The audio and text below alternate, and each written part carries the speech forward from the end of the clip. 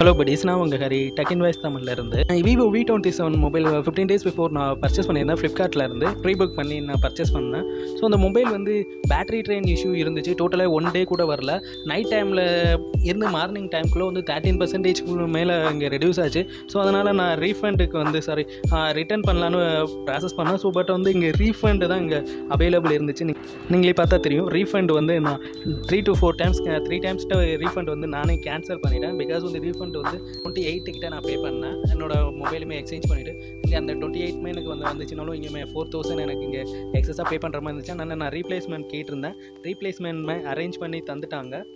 So இதெல்லாம் எப்படி எனக்கு ப்ராசஸ் பண்ணேன், எப்படி எனக்கு ரீஃபண்டுக்கு வந்து அவங்க அக்செப்ட் பண்ணாங்க, டெக்னீஷியன் என்ன எப்படி அக்செப்ட் பண்ணாங்க, இதெல்லாம் நெக்ஸ்ட் வீடியோவில் பார்க்கலாம். உங்களுக்கு நெக்ஸ்ட் வீடியோ இதை பற்றி டீட்டெயிலாக எப்படி பண்ணால் அப்ரோல் பண்ணுவாங்க, ரிட்டர்ன் எப்படி பண்ணால் அப்ரோல் பண்ணுவாங்க, நம்ம என்ன பண்ணணும்னு சொல்லிட்டு வீடியோ வேணுமா அப்படின்னு சொல்லிட்டு கமெண்ட் செக்ஷனில் மென்ஷன் பண்ணுங்கள். கண்டிப்பாக வீடியோ மேக் பண்ண ட்ரை பண்ணுறேன்.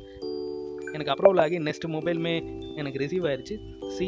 எனக்கு டெலிவர்டு வந்து இப்போ 13th எனக்கு டெலிவர்டு ஆயிடுச்சு. பட் வந்து எனக்கு வீடியோ நான் இப்போ நான் மேக் பண்ண முடியும். எனக்கு டெலிவரி ஆயிடுச்சு.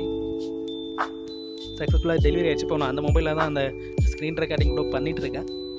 இது ஓரளவுக்கு பேட்டரி பேக்கப் இருக்குது. பட் அந்த அளவுக்கு பேட்டரி ட்ரெயின் இந்த மொபைலே இல்லை. நெக்ஸ்ட் வீடியோவில் பார்க்கலாம். மறக்காமல் இந்த வீடியோக்கு லைக் அண்ட் சப்ஸ்கிரைப் பண்ணுங்கள். Thank you so much.